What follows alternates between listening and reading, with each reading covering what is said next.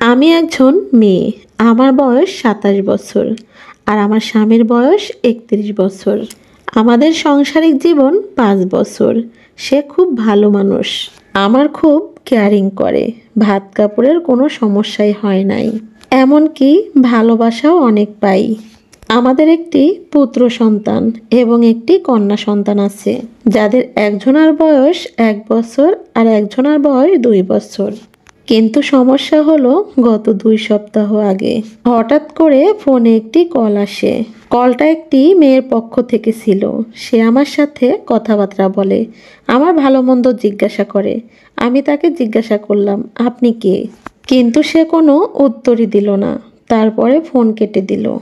আমি তাকে ফোন দিলাম, কিন্তু সে আর আমার ফোন ধরল না।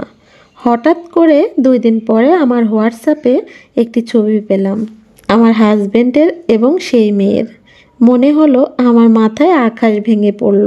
এরপরে তাকে হাজারটা মেসেজ দিলেও সে কোনো উত্তর দেয়নি। তার কিছুদিন পরে আমার হাজবেন্ড আমাকে একটি মেসেজ করলো, আমি দ্বিতীয় বিবাহ করতে চাই, তোমার কাছে অনুমতি চাচ্ছি। এরপরে আমি তার কাছে ফোন দিয়ে অনেক বাজে ব্যবহার করি। সে যখন অফিস থেকে সন্ধ্যার সময় বাড়িতে আসলো, আমি তার সাথে অনেক খারাপ ব্যবহার করি এবং সেই ছবিটা দেখাই, এবং সে স্বীকার করে, বলে এই মেয়ের সাথে আমার সম্পর্ক ছিল তোমার সাথে বিবাহ হওয়ার পূর্বে, এবং আমাদের শারীরিক সম্পর্ক হয় ৩ বার। মেয়েটা অনেক দেমাগী ছিল, অহংকারী ছিল। সে আমার সাথে সম্পর্ক ছিন্ন করে এবং তার ১ বছর পরে আমি তোমাকে বিবাহ করি। তোমার সাথে বিবাহ হওয়ার পরে তার সাথে কোনো যোগাযোগ আমার হয়নি। হঠাৎ করে গত ২ বছর আগে আমাকে একটা মেসেজ দেয়। তারপর থেকেই টুকটাক কথাবার্তা হতো এবং পরে আমরা দেখা করি। এই ১ বছর আমরা নিয়মিত দেখা করি। সে এখন আমাকে বলে বিবাহ করতে, আর আমিও চাই তাকে বিবাহ করতে।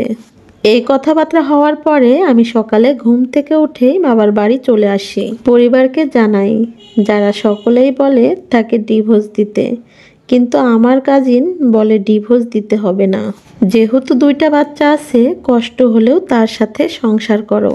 আপনারা একটা জিনিস কল্পনা করেন, ২ বছর তার সাথে দেখা হয়, নিয়মিত কথা হয়, কিন্তু আমি কিছুই টের পাই নাই। সে চ্যাট করার সাথে সাথে সেটা ডিলিট করে দিত।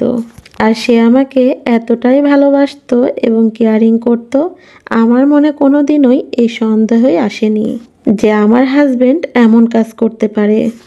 এখন কি করা উচিত? আসলে এই গল্পটি একটা বাস্তব কাহিনী এক আপুর থেকে নেওয়া হয়েছে। স্বামীদের কখনো আসলে বিশ্বাস করতে নেই।